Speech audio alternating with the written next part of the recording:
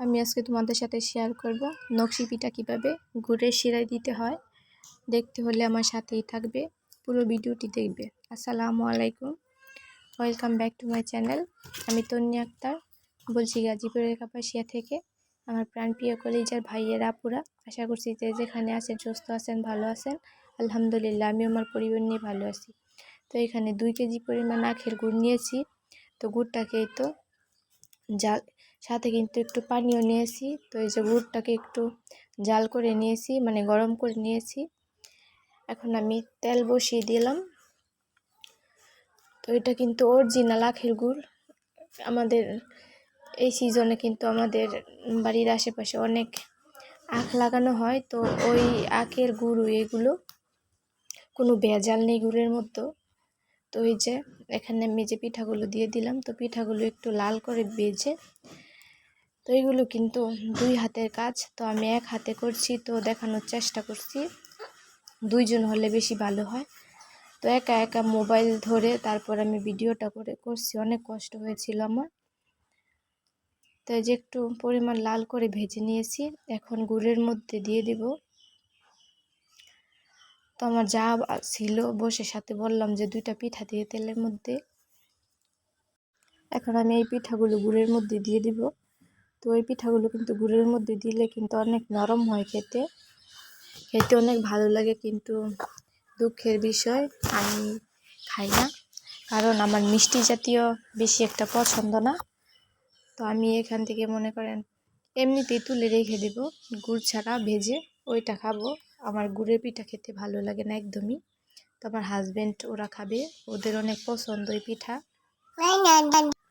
আমি সবসময় ঈদের 4-5 দিন আগেই আমি ভেজে রেখে দিই, কারণ পরে অনেক ঝামেলা হয়ে যায়। তো সংসারের তো আরও অনেক টুকিটাকি কাজ থাকে, তো ওইগুলো করতে করতে দেখা যায় যে এটাও কিন্তু একটা ঝামেলার কাজ। তার জন্য এই ঝামেলার কাজটা আগেই সেরে ফেলি। তো এই যে গুড় থেকে একটা একটা উঠিয়ে নিচ্ছিলাম, উঠিয়ে একটু রাখবো, তখন গুড়টা পড়ে গেলে তারপর আবার রেখে দেব। তো এইভাবেই আমি সবগুলো পিঠা ভেজে নেব।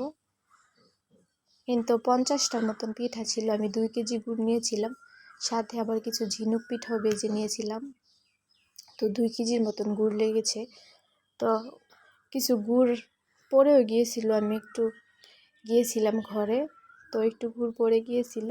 তো এই যে পিঠাগুলো ভাজতে ভাজতে আমার ভাজা হয়ে গেছে। তো আমি সবগুলো আর কি দেখাইনি আপনাদেরকে, কারণ সবগুলো দেখানো সম্ভব না, কারণ আমি একা একা এক হাতে কাজগুলো করছি। তো একটু একটু দেখাচ্ছি। তো ভিডিওর এই পর্যায়ে এসে প্রতিদিনের মতো সবার কাছ থেকে একটি লাইক চেয়ে নেব। তো যারা যারা আমার সাথে এখনও আছেন, একটি লাইক দিতে ভুলে গেছে, প্লিজ একটি লাইক দিয়ে আমার ভিডিওটি দেখবেন। ভিডিওটি দেখতে দেখতে যদি কোনো অংশ ভালো লেগে যায়, তাহলে অবশ্যই চ্যানেলটিকে সাবস্ক্রাইব করে দিয়ে আমার পাশে থেকে যাবেন। আর পাশে থাকা বেল বাটনটিকে অল ক্লিক করে দিবেন, তাহলে ভিডিও ছাড়া মাত্র আপনাদের কাছে পৌঁছে যাবে। আর যারা যারা অলরেডি এই কাজটি করে দিয়েছেন, তাদেরকে অসংখ্য অসংখ্য ধন্যবাদ। এই তো আমি এখন ঝিনুক পিঠাগুলো ভেজে নিচ্ছিলাম। তো তেল অনেক গরম ছিল, যার কারণে পিঠাগুলো দিতেই লাল হয়ে গেছে। তো আস্তে আস্তে ভাজার দরকার ছিল। তো এই যে প্রথমগুলো আমি দিচ্ছি,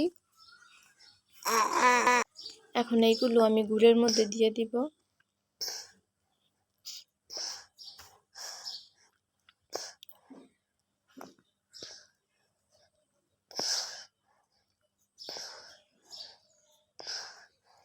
এগুলো কিন্তু অনেক ধৈর্যের আর ঝামেলার কাজ, এগুলো করতে অনেক ধৈর্য লাগে, সবাই কিন্তু পারে না এগুলো করতে। তো ইনশাল্লাহ আমি পারি করতে, আমি করতে করতে অভ্যস্ত হয়ে গেছি। এই যে গুড়ের মধ্যে দিয়ে দিয়েছি, এখন কিছুক্ষণ রাখবো, কারণ গুড়টা যাতে পিঠার ভিতরে যায়। এই যে কিছুক্ষণ রেখে দেব, রেখে তারপর উঠিয়ে নেব। তো কাদের এলাকায় এই পিঠাগুলো বানায় অবশ্যই কমেন্টে জানাবেন।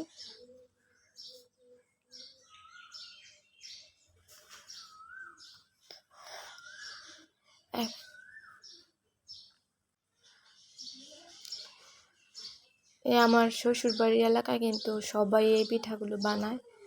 মানে ঈদ আসলেই পিঠা বানানোর ধুম পড়ে যায় সবার বাড়িতে বাড়িতে। তো আমার বাবার বাড়ির এলাকায় আবার এই পিঠাগুলো বানানো হয় না, অন্য পিঠা বানায় কিন্তু এই নকশি পিঠা বানানো হয় না।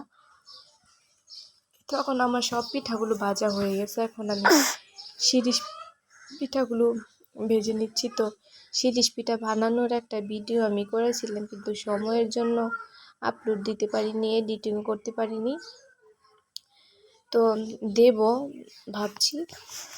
তো অনেক ঝামেলা থাকে সংসারে, সব কাজকর্ম করে এই মানে এটাও কিন্তু একটা কাজ, এটাও করতে হয়, কিন্তু সমস্যার কারণে আর ঝামেলার কারণে মাঝে মাঝে দেখা যায় কি ভিডিও আপলোড করতে পারি না, অনেক সময় অনেক আপুদের ভিডিও দেখতে পারি না। আমার কিন্তু অনেক সমস্যা থাকে, ঝামেলা থাকে, যার কারণে এরকম হয়। তো আমার কিন্তু মোবাইলে ভিডিও করা থাকে, কিন্তু আমি সময়ের জন্য পারি না। তো এই যে আমার যাকে দিয়েছিলাম ভিডিও করতে, ও কি করেছে, মোবাইল ভালো করে ধরেনি, ভিডিও ভালো করে বোঝা যাচ্ছে না। তো এই যে শিরিষ পিঠাগুলো ভেজে নিচ্ছি। শিরিষ পিঠা কেন জানি কেমন লাল লাল হয়ে গেছে পিঠাগুলো।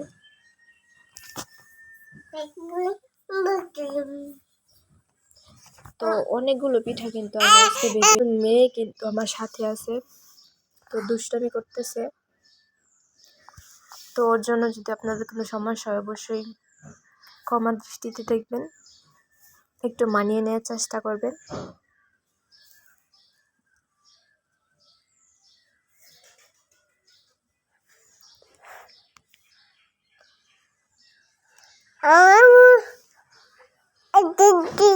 যে আমার পিঠাগুলো ভাজা হয়ে গেছে, এখন আমি শিরিষ পিঠাতে একটু গুড় ছিটিয়ে দেব। এই যে সবগুলোতে গুড় ভরিয়ে নেব।